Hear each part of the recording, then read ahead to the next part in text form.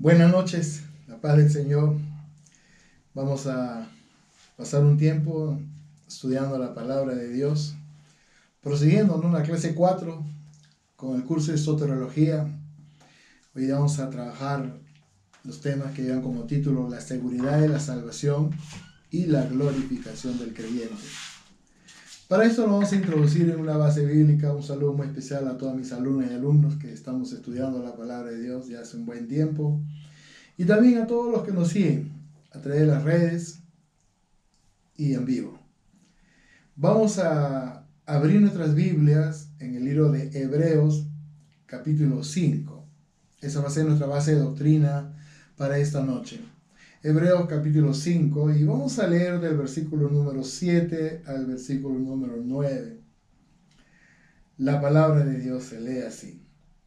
Y Cristo, en los días de su carne, ofreciendo ruegos y súplicas con gran clamor y lágrimas al que le podía librar de la muerte, fue oído a causa de su temor reverente, y aunque era hijo, por lo que padeció, aprendió la obediencia, y habiendo sido perfeccionado, vino a ser autor de eterna salvación para todos los que le obedecen. Que Dios añada preciosas bendiciones. Padre mío, Dios Todopoderoso, a ti la gloria, Señor. Acudimos a ti presurosos, con esa libertad que encontramos en ti, oh Dios. Y te pedimos, oh Señor, que nos guíes en los próximos minutos. Bendice a los que nos están siguiendo, a los que están estudiando con nosotros, Dios. Te lo pedimos en el nombre de Jesús, tu bendición. Sabiduría de lo alto, un entendimiento claro acerca de lo que es la sana doctrina, la palabra de Dios. Te lo pedimos en el nombre de Jesús, Señor. Ponemos todo este tiempo en tus manos, mi Dios. Hacemos esta oración en los méritos de nuestro Señor Jesucristo. Amén. La perfecta obediencia de Jesús a lo largo de toda su vida, ¿no?, constituye una base en relación a la eterna salvación. La perfecta obediencia de Jesús a lo largo de toda su vida constituye una base de la eterna salvación. El versículo número 8 es un verso clave que dice: y aunque era hijo, por lo que padeció, aprendió la obediencia. Y es interesante, ¿no?, porque la obediencia, en el contexto de una correcta interpretación, determina un destino eterno, gloria al Señor. Por eso, ¿no?, la salvación nos brinda, nos da una seguridad acerca de un destino con Dios. Aunque hay un condicionamiento, ¿no? Dice, para los que le obedecen. Y yo creo que esa es una norma bíblica de vida en la vida de todo creyente, ¿no?, que ha nacido de nuevo, que tiene dirección del Espíritu Santo, que tiene un compromiso con Dios, que está preocupado por vivir una vida correcta y agradable a los ojos del Señor. Vamos a empezar entonces desarrollando la temática, la doctrina de la salvación, y vamos a estudiar el punto de la redención. La redención es el medio por el cual se logra la salvación. Hay que tener claro que sin Cristo, que sin Dios, el ser humano pues está esclavo de su pecado y necesita ser rescatado de esa vana manera de vivir, ¿no? Hay un rescate y ya Jesucristo pagó el precio, alabado sea el Señor. Pero cuando nosotros nos involucramos con gente inconversa, con gente que no conoce a Dios, pues rápidamente identificamos su problema, ¿no? Su problema es, hay una ausencia de Dios en su corazón y por ende, pues no hay salvación, ¿no? Por más que uno, o él o ella pueda decir, no, pues yo creo en Dios, ¿no? Es más, yo voy a la iglesia, ¿no? Pero si uno no reúne los requisitos y las condiciones normativas, ¿no?, para poder entender lo que es la seguridad de la salvación, uno rápidamente identifica que esa persona, por más que diga creer, por más que diga voy a la iglesia, está perdido, sin Dios, sin esperanza, por más que diga yo creo. Sí, por la naturaleza de su vida, ¿no? una vida ajena a la verdad de Dios y ajena a la revelación bíblica.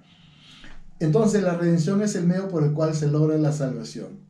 Un texto en la Biblia importante es Marcos capítulo 10 versículo 45, que dice: porque el Hijo del Hombre no vino para ser servido, sino para servir y para dar su vida en rescate por muchos, ¿no? La idea de la redención en este versículo está clara, aunque no encontramos la palabra redimir o redención en este pasaje, pero sí encontramos la idea, ¿no? Él ve la condición del ser humano, y cuando hablo del ser humano, quiero ser explícito en esto, me refiero al hombre o a la mujer sin Dios, sin comunión, sin una relación, y lógicamente no es una persona salva, ¿no? Y esa es una realidad que no podemos ignorar nosotros, ¿no? Ahora, no hay palabra en el vocabulario cristiano que se considere más preciosa que la palabra redentor, nuestro redentor, Cristo Jesús.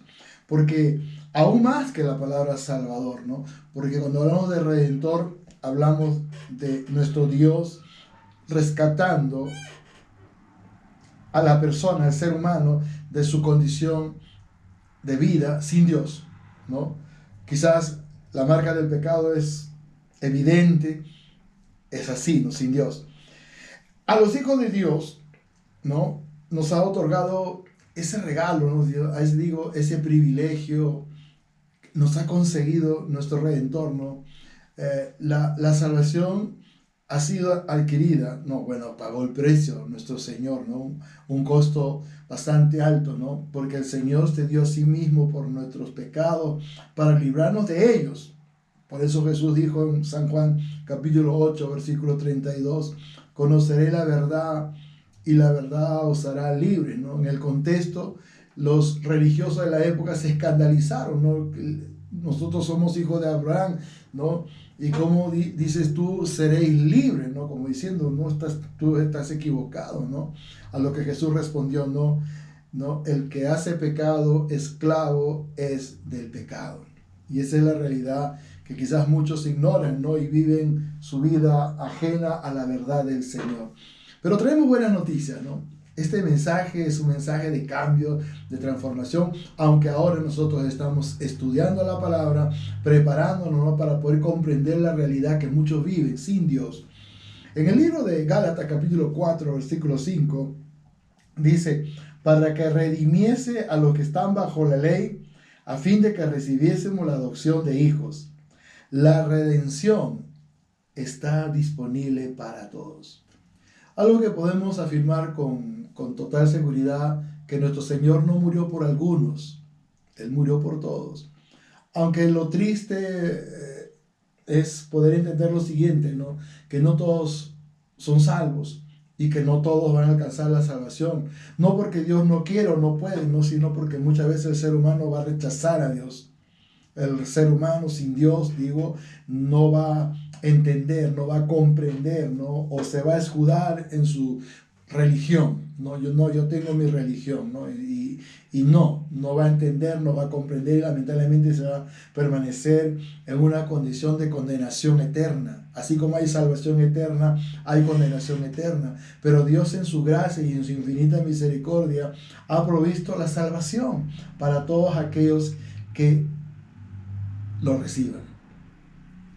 En el libro de San Juan capítulo 6 versículo 37 Jesús dijo, todo lo que el Padre me da vendrá a mí, y al que a mí viene no le echo fuera.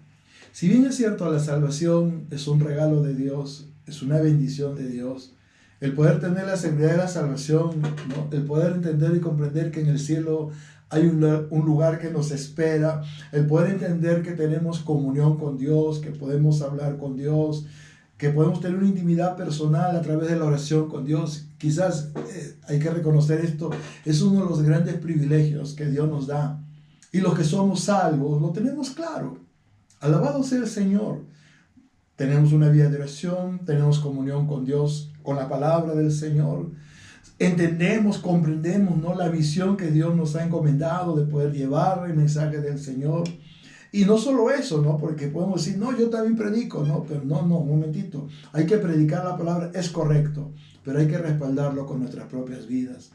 Una vida de testimonio, una vida guiada por el Espíritu Santo. Y esto es muy importante. Romanos 8:14 dice, porque todos los que son guiados por el Espíritu Santo, estos son hijos de Dios. Alabado sea el Señor.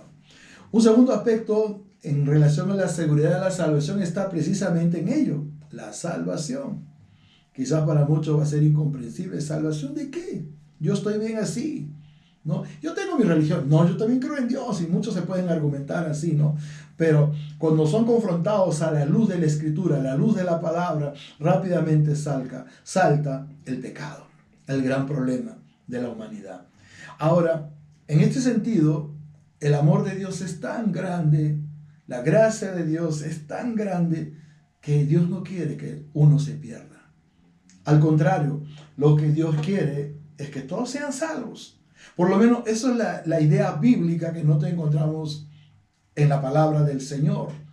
Aunque con tristeza lo digo, ¿no? La realidad, ¿no? En el tiempo presente, la realidad entre las relaciones personales que podemos relacionar con otras personas que no tienen a Cristo, muchas veces nos entristece, ¿no? Porque muchas veces, ¿qué hacen las personas sin Cristo? Rechazan el mensaje del Evangelio. No creen, son indiferentes, son incrédulos y lamentablemente siguen en esa permanencia de pecado y de condenación. Y cuando hablo de condenación, así como la salvación, es la condenación eterna. Entonces vamos a estar viendo un poquito más adelante. Pero lo cierto de que esta salvación está a merced de todos. Dios quiere que todos se salven.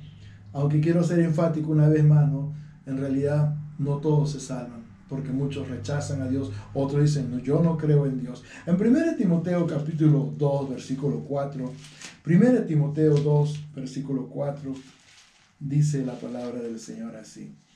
Primera de Timoteo 2, versículo 4, bendito sea el Señor, gloria sea el Señor, aleluya.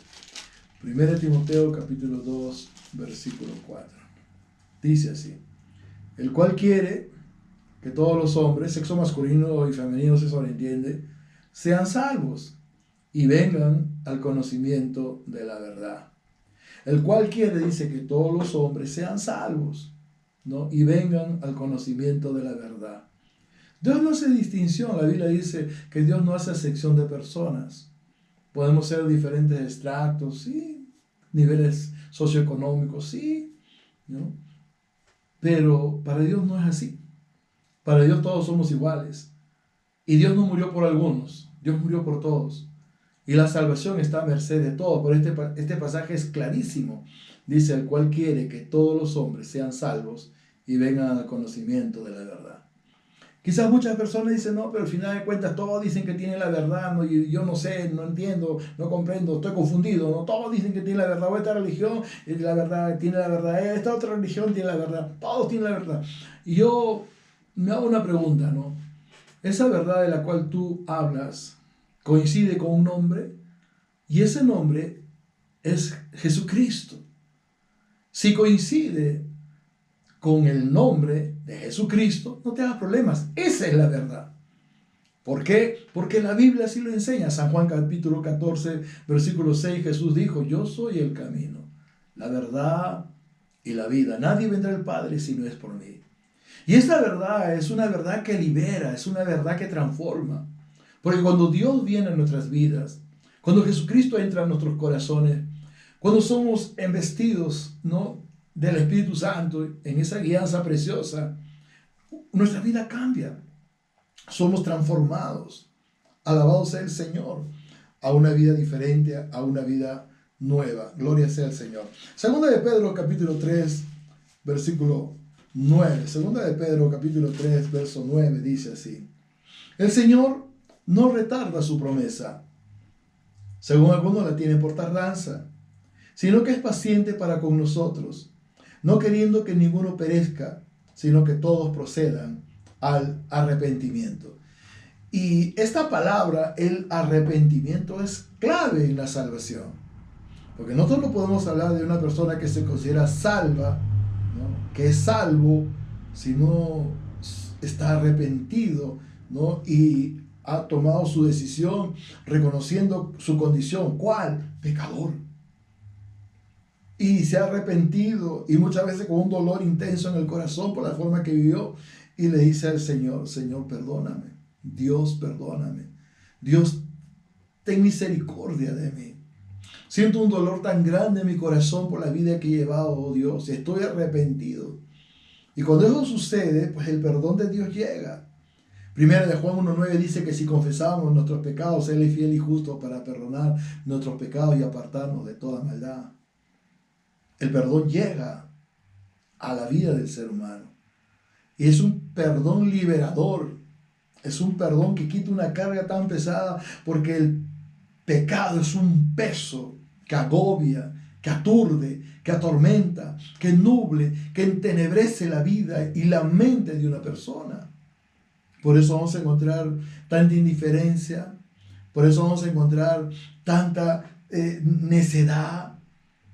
Lamentablemente esa es la realidad del pecado.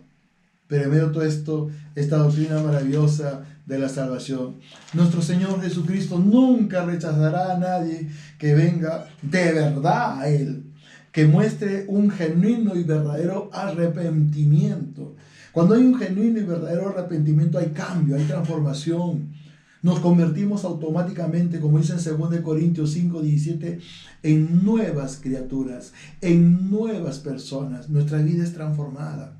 Y podemos tener la certeza y la seguridad de la salvación, de la eterna salvación.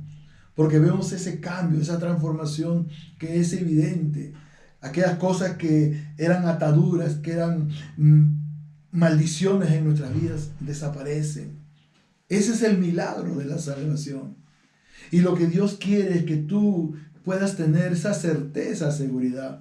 A veces yo hago lo siguiente, ¿no? Cuando hablo acerca de la certeza y la seguridad de la salvación, y hago una pregunta, ¿no? Si tú tuvieras que morir hoy día, ¿sabes dónde vas?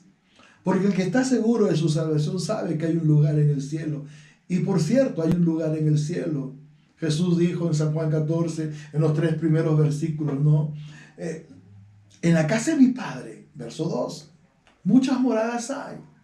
Voy pues a preparar lugar para vosotros. Y si así fuere, si así no fuere, yo lo hubiera dicho. Lo cierto es que en el cielo hay un lugar. Mientras tanto estamos acá. Pero qué lindo, qué hermoso es poder tener esa certeza, esa seguridad de que soy salvo, que tengo a Dios, que Dios reina y gobierna mi mente, mi corazón, y que tengo la guía preciosa del Espíritu Santo. Y tengo la palabra que me nutre, la palabra, ¿no? Que me da ese conocimiento que tanto necesitamos. Alabado sea el Señor. La Biblia dice en Hechos 16:31, es un pasaje muy conocido, ¿no? Del carcelero de Filipos. Él le preguntó a Pablo y a Silas, después del terremoto, les preguntó: señores, ¿qué debo hacer para ser salvo? A lo que Pablo le contestó en el capítulo 16 de Hechos, verso 31, cree en el Señor Jesucristo y serás salvo, tú y tu casa, tú y tu familia, en pocas palabras. Ahora, esa es una promesa preciosa que está en relación a nuestras familias. Y muchas veces nosotros vemos a nuestros familiares que están atados, que están encadenados, que viven en tiniebla, en oscuridad. Pero esa palabra nos nutre de esperanza, sabiendo, ¿no?, de que en Dios uno puede alcanzar la eterna salvación. Y uno puede tener la seguridad de la salvación. Sin temor a equivocarme, lo digo, porque esa es la seguridad que solo Dios te puede dar. Esto no te lo da el conocimiento, no, esto te lo da Dios. El conocimiento es importante, claro que sí, pero esta seguridad es una seguridad que viene de Dios, es espiritual, es divina, es maravillosa. En el libro de Juan, capítulo 5, versículo 24, San Juan, capítulo 5, versículo 24, estamos estudiando en este primer punto la seguridad de la salvación.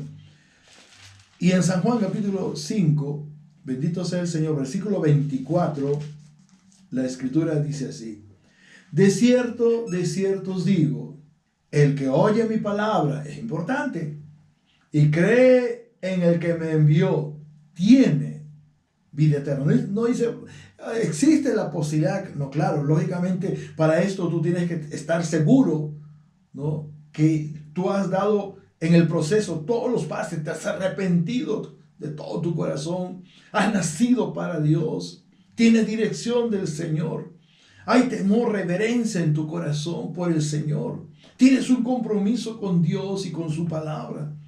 Entonces, ¿qué duda puede tener uno, no? Dice, de cierto os digo, el que oye mi palabra y cree al que me envió, tiene vida eterna y no vendrá a condenación, mas ha pasado de muerte a vida. Quizás muchas personas no van a usar la lógica, pero o sea, ¿de qué está hablando? Dice que ha pasado de muerte a vida, yo estoy acá vivo. No, la muerte es el resultado del pecado, la muerte espiritual. Efesios capítulo 2, versículo 1 dice que Él nos dio vida, que nos dio vida a nosotros cuando estábamos muertos en nuestros delitos y pecados. Romanos 6, 23 dice, porque la paga del pecado es muerte, pero no solamente se refiere a la muerte física, ¿no?, que a la larga todos vamos a tener que enfrentar, sino a la muerte espiritual, porque la paga del pecado, el resultado del pecado es muerte espiritual. Mas el regalo de Dios, más la dádiva, más el regalo de Dios es vida eterna. Y en este contexto de interpretación, la vida eterna es la vida de Dios. Una persona salva sabe que tiene vida de Dios. Una persona que de verdad disfruta de su seguridad, de la salvación, sabe que tiene vida de Dios. Experimenta, ¿no?, esa evidencia cada día desde que se levanta. Y Dios está ahí siempre presente. En cada paso que damos, el Señor está presente. Aunque lógicamente somos personas ocupadas, quizás el trabajo, quizás los negocios, quizás la familia, ¿no? Lógicamente es parte de la vida. Pero en Cristo estamos seguros. Tenemos esa seguridad. Tenemos la certeza de lo profundo de nuestro corazón. Alabado sea el Señor. En Hechos capítulo 2, versículo 21 dice, y todo aquel que invocare el nombre del Señor será salvo. Alabado sea el Señor. La salvación viene a través de nuestro Señor Jesucristo. Eso está clarísimo en la Escritura.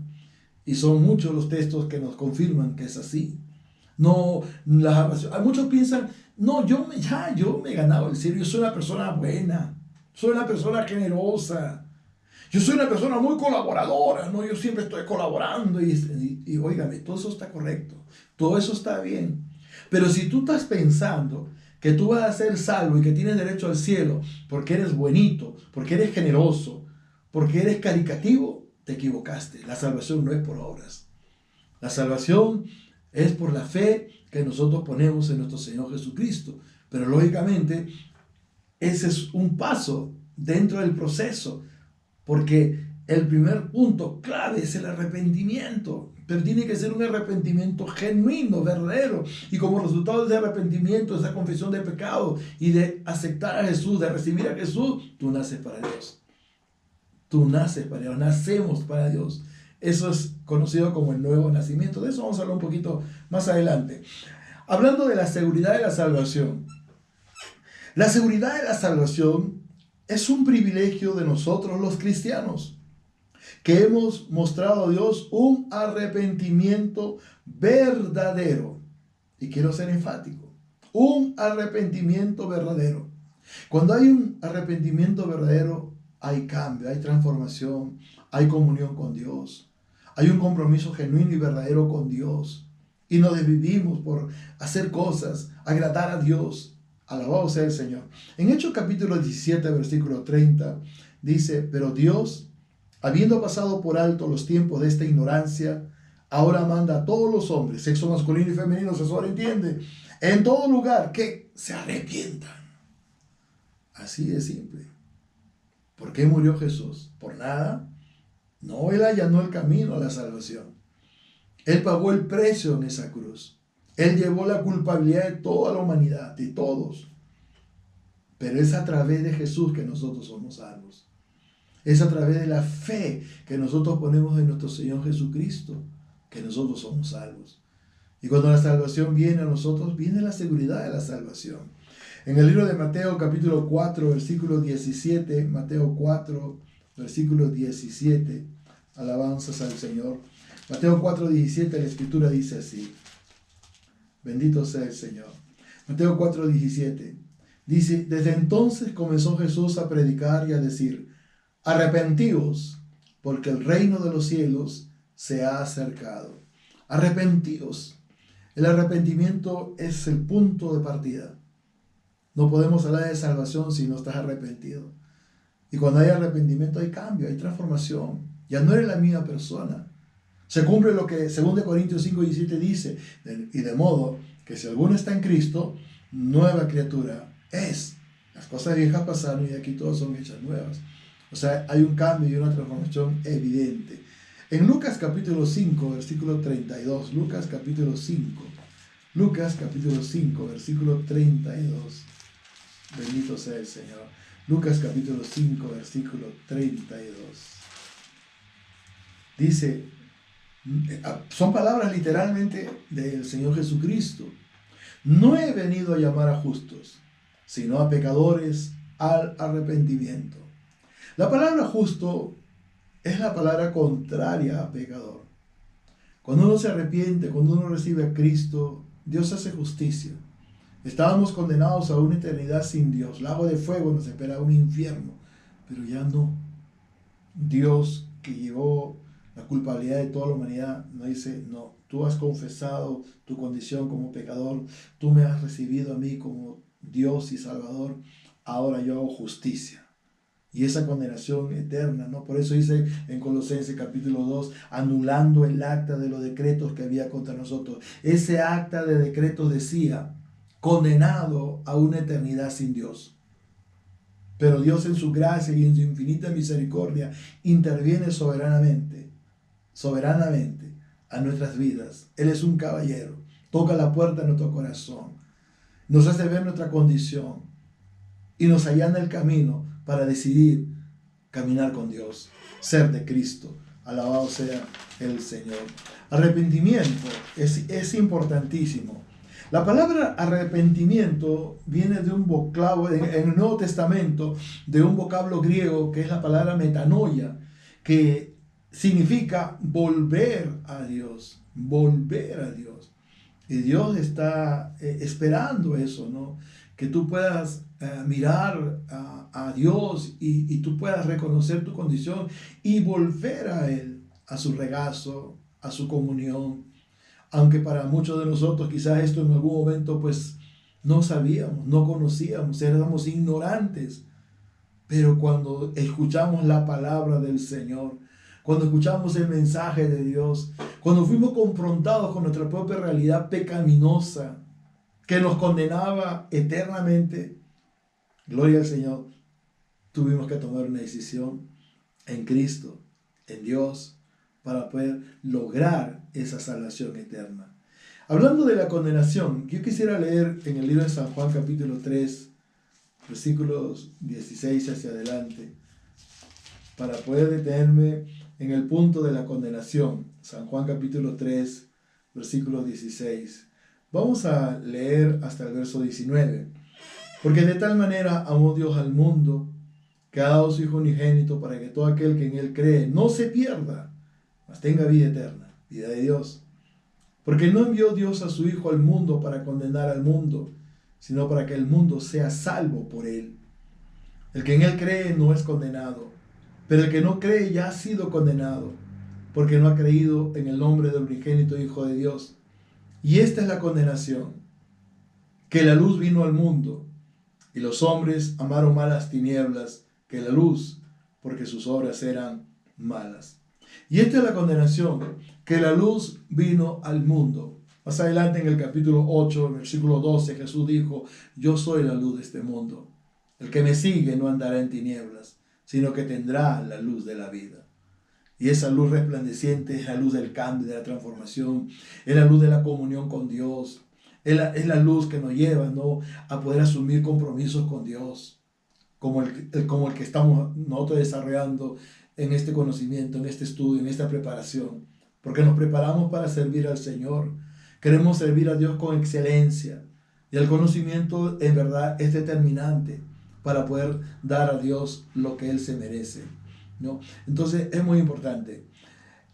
En segundo lugar, nosotros tenemos que nacer de nuevo. ¿Te arrepientes? Como resultado de ese arrepentimiento, tú vas a nacer de nuevo. Simple, tú vas a nacer para Dios. Tú vas a nacer para Dios. El apóstol Pablo, cuando escribe su epístola en el libro de Gálatas, en el capítulo 2, en el versículo 20, el apóstol dice, ya no vivo yo, mas Cristo vive en mí. Ya no vivo yo. O sea, bueno, Pablo, antes de ser Pablo, era Saulo, y Saulo era un perseguidor de la iglesia, era un fariseo, ¿no? Era un hombre con mucho conocimiento de la ley, pero no conocía a Dios. Y Dios se reveló a Saulo. Y Saulo convertido fue transformado por el Señor y ya no se llamaba Saulo, ahora era el apóstol Pablo.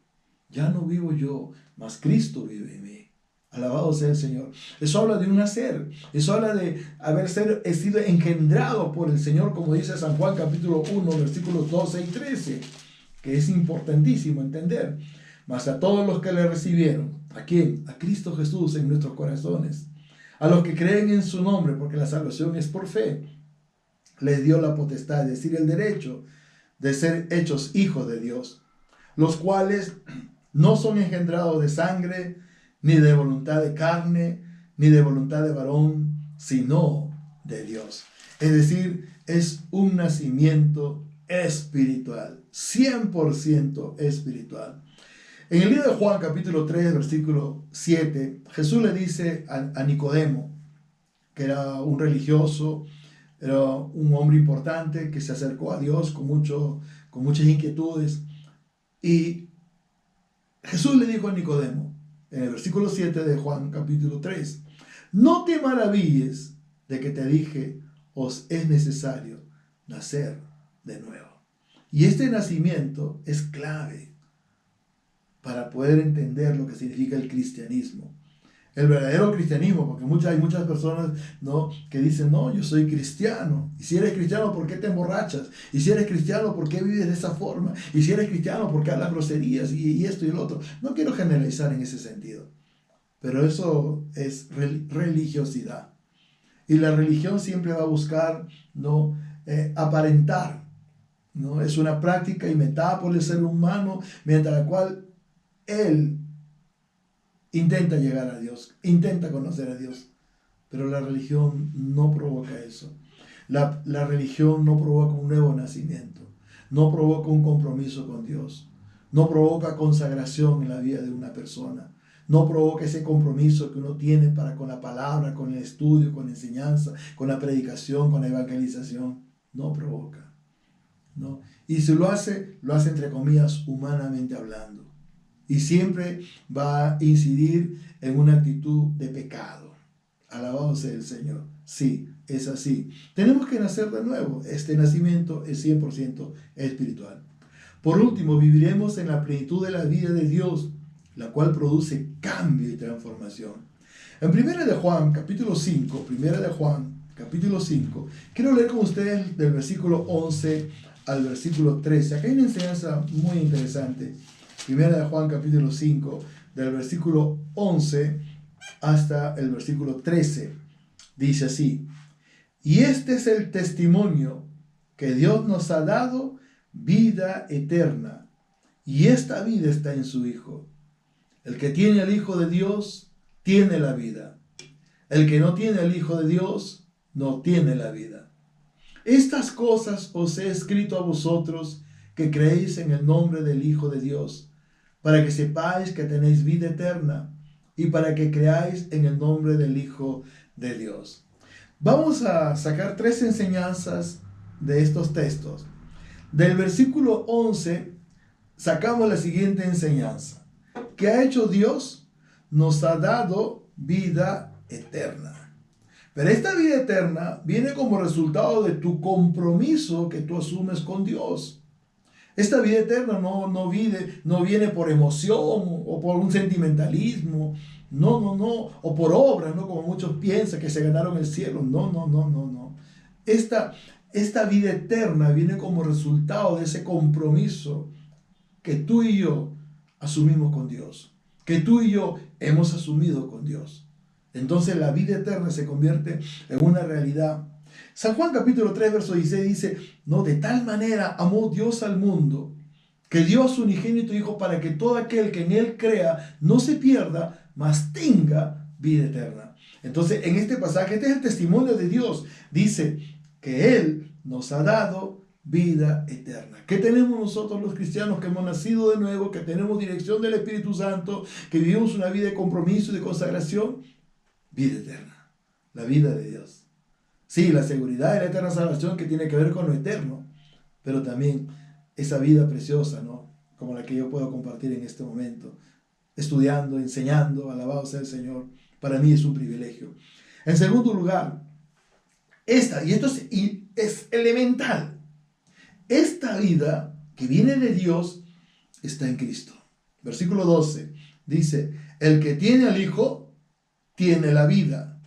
El que no tiene al Hijo de Dios no tiene la vida. Y lógicamente, cuando habla de la vida, se habla de la vida de Dios, de la vida eterna.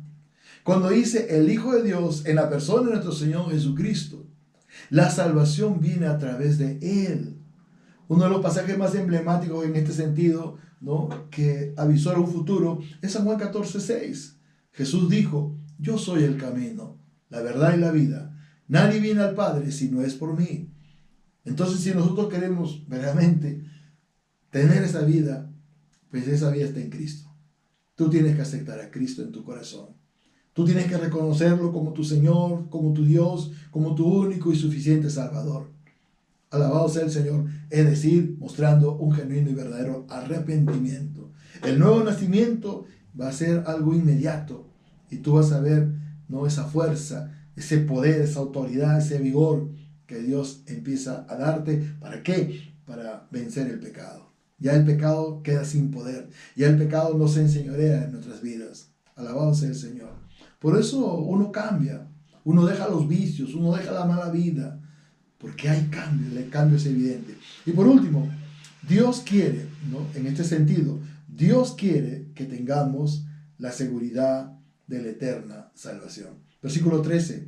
Estas cosas os he escrito a vosotros, que creéis en el nombre del Hijo de Dios. Claro que creemos. Para que sepáis que tenéis vida eterna.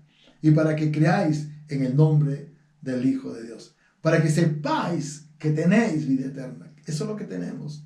Vida eterna, vida de Dios. Y esa vida está a vuestra merced. Eso no se compra con dólares, no se compra con joyas, con lingotes de oro, no. Esa salvación, esa seguridad de la eterna salvación viene por la fe que nosotros depositamos en nuestro Señor Jesucristo. Bendito sea el Señor. Después se inicia un proceso de educación cristiana, un proceso de formación ministerial, porque no es solamente, oh, era pecador, oh, tenía este vicio, esta forma de vivir. No, un momentito. Somos un pueblo con propósito. Somos cristianos con propósito.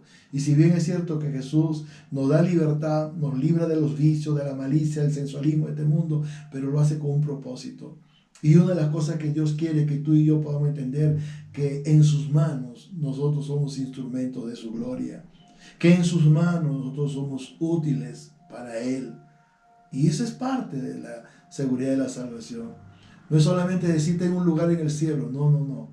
Hay un propósito por el cual tú fuiste rescatado. Fuimos rescatados de nuestra condición de esclavitud pecaminosa. La salvación está dispuesta para todos, para todos. Somos salvos, algunos postulados, somos salvos por gracia.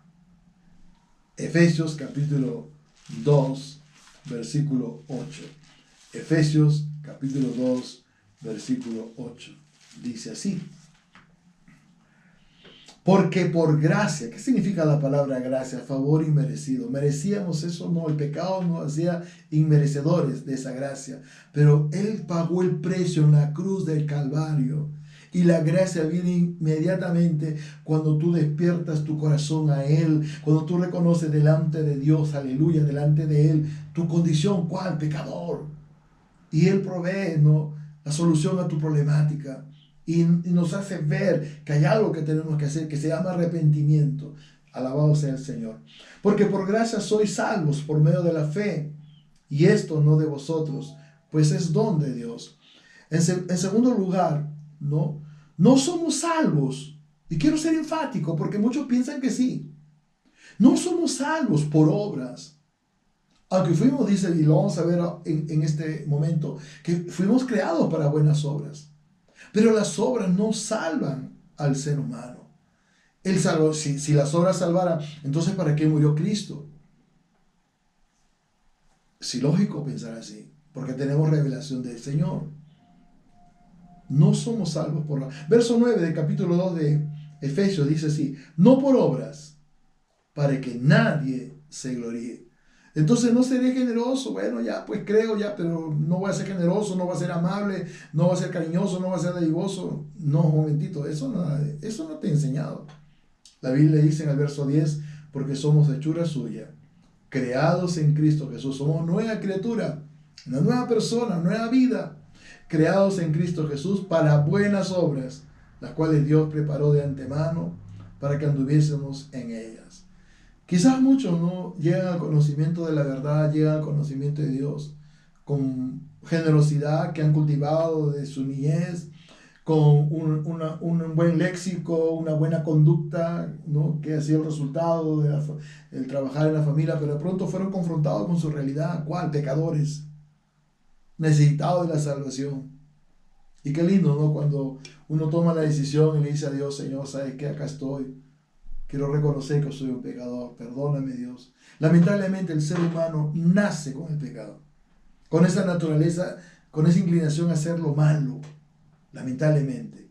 Pero en Cristo hay solución a ese problema, ¿no? En Cristo, este es un tercer postulado, nuestra salvación está segura. En Cristo nuestra salvación está segura. Él vino a nosotros para darnos esa seguridad de la eterna salvación. El último punto que vamos a trabajar tiene que ver con la glorificación del creyente, ¿no? Es la etapa final del proceso de redención. Recuerda, ¿no?, en la condición que te encontrábamos, éramos esclavos del pecado. Aunque quizás uno, no, pero yo no he sido drogadicto, no, pero yo no he sido delincuente, no, pero yo no he sido un fornicario, yo no he sido un adúltero, no, pero todos éramos esclavos del pecado. Lamentablemente el pecado nació con nosotros. Y el pecado es esa inclinación a hacer lo que es malo. Aunque quizás no te drogaba, aunque quizás no robaba, quizás eras un buen esposo, o quizás, pero el pecado estaba ahí. Y de pronto cuando tú eres confrontado con la palabra de Dios, te das cuenta de tu condición. ¿Cuál? Pecador. Condenado a una eternidad sin Dios. Y eso es triste, pero Dios no quiere eso. Por eso la salvación. Alabado sea el Señor. Ahora, en este punto de la glorificación del creyente, es la etapa final en el proceso de redención, donde nuestros cuerpos son transformados. Y esto hablamos de un evento glorioso, maravilloso, ¿no?, que es la resurrección de los muertos, es la resurrección de los cristianos, es el arrebatamiento de la iglesia, ¿no?, donde millones de personas en el mundo entero vamos a desaparecer, pero ya no con este cuerpo. Este cuerpo terrenal, este cuerpo humano, este cuerpo carnal queda. Y en la vida cristiana todos tenemos que entender lo siguiente: tenemos que fortalecer nuestro lado espiritual para que esta carne mengue, para que esta carne se sujeta. Esta carne no quiere orar, esta carne no quiere ir a la iglesia, esta carne no quiere colaborar, esta carne no quiere asumir compromiso con Dios. Pero el Espíritu que mora en nosotros, que anhela celosamente las cosas de Dios, Él sí. Entonces, ¿qué hacemos nosotros? Fortalecemos nuestra vida espiritual. Bueno, no quiero desviarme mucho del tema. En este punto de la glorificación, ¿no? Entonces, es la etapa final en el proceso de redención, donde nuestros cuerpos son transformados. Veamos algunos textos en la Biblia que nos hablan acerca de esto. Filipenses capítulo 3, versos 20 y 21. Filipenses capítulo 3, versículos 20 y 21. Dice así: mas nuestra ciudadanía está en los cielos, de donde también esperamos al Salvador, al Señor Jesucristo, el cual transformará el cuerpo de la humillación nuestra, este cuerpo pecaminoso, ¿no? Alabado sea el Señor, para que sea semejante al cuerpo de la gloria suya, por el poder con el cual puede también sujetar a sí mismo todas las cosas, ¿no? Ahora, cuando digo este cuerpo pecaminoso, lo digo por la naturaleza, aunque nosotros somos partícipes de la naturaleza divina, y qué lindo es eso, qué lindo es experimentar esa gloria, ¿no? Porque ese es lo que provoca un cambio y una transformación, que quizás para muchos, pues, es incomprensible, ¿no? Muchos no entienden, muchos no comprenden cómo una persona puede no cambiar su vida de tal forma. Eso lo hace Dios. Ese es el milagro de la salvación. Ese es el milagro de la salvación. En 1 Corintios capítulo 15, del versículo 51 al 54, vamos a ver lo siguiente. La perfección de gloria llega en el momento de la resurrección. 1 Corintios capítulo 15, y vamos a leer los versículos 51 al 54.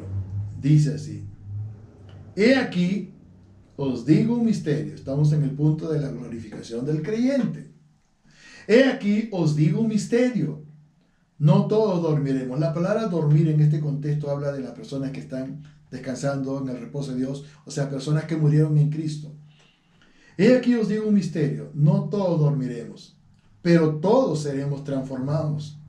En un momento, en un abrir y cerrar de ojos, a la final trompeta, porque se tocará la trompeta, y eso lo vamos a ver después cuando leamos, ¿no?, el evento en sí, el arrebatamiento de la iglesia. En un momento, en un abrir y cerrar de ojos, a la final trompeta, porque se tocará la trompeta y los muertos serán resucitados incorruptibles, y nosotros seremos transformados. Porque es necesario que esto corruptible, se refiere al cuerpo humano, se vista de incorrupción, y esto mortal se vista de inmortalidad, por eso la vida eterna. Y cuando esto corruptible se haya vestido de incorrupción, y esto mortal se haya vestido de inmortalidad, entonces se cumplirá la palabra que está escrita: sólvida es la muerte en victoria. Lo cierto es que los cuerpos de los cristianos que estén vivos cuando llegue el día de la resurrección serán transformados. En cuerpos espirituales e inmortales, como lo de quienes también, los que van a resucitar de las tumbas, en los creyentes que van a resucitar. ¿Cómo vamos a ver una descripción de la venida del Señor en el rapto de la iglesia en 1 Tesalonicenses capítulo 4, del versículo 13 al versículo 18? 1 Tesalonicenses capítulo 4, versículos 13 al 18, que dice así: Tampoco queremos, hermanos, que ignoréis acerca de los que duermen, para que no entristezcáis como los otros que no tienen esperanza. Porque si creemos que Jesús murió y resucitó, así también traerá Dios con Jesús a los que durmieron en él. Por lo cual os decimos esto en palabra del Señor, que nosotros que vivimos, que habremos quedado hasta la venida del Señor, no precederemos a los que durmieron. Porque el Señor mismo, con voz de mando, con voz de arcángel y con trompeta de Dios, descenderá del cielo, y los muertos en Cristo resucitarán primero. Luego nosotros, los que vivimos, los que hayamos quedado, seremos arrebatados juntamente con ellos en las nubes, para recibir al Señor en el aire, y así estaremos siempre con el Señor. Por tanto, alentaos los unos a los otros con estas palabras. La seguridad de la salvación es una doctrina bastante interesante por el conocimiento que nos otorga y la seguridad que provoca. Aunque esto ya lo venimos experimentando, ¿no?, como resultado mismo del conocimiento y de la vivencia, de la comunión que tenemos con Dios, del compromiso que tenemos con Dios, ¿no?, con el respeto y la reverencia que nuestro Dios se merece, porque Él es santo y Él va a pedir de nosotros eso. Él va a pedir que nosotros tengamos una vida de santidad, una vida de compromiso, en todo lugar, en todo momento. Bendito sea el Señor. Yo quiero terminar diciendo lo siguiente. Hebreos, capítulo 5, versículo 9. Este pasaje es un pasaje determinante para poder entender en realidad lo que significa la seguridad de la eterna salvación. Hebreos capítulo 5, versículo 9 dice, y habiendo sido perfeccionado, vino a ser autor de eterna salvación para todos los que le obedecen.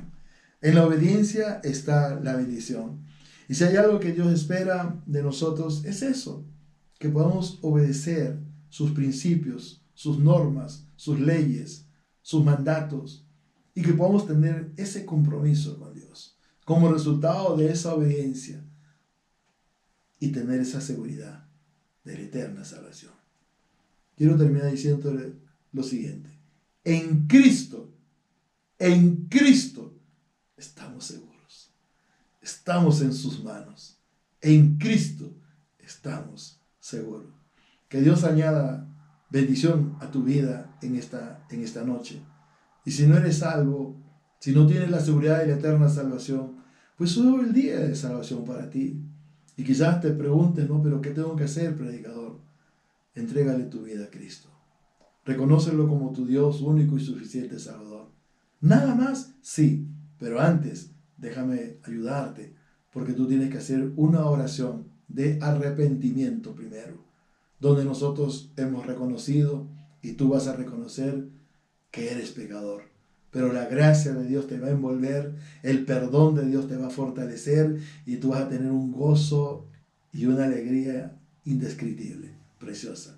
Si tú quieres esta oración, en este momento repite estas palabras. Dile a Dios, Padre Celestial, perdóname Dios todos mis pecados.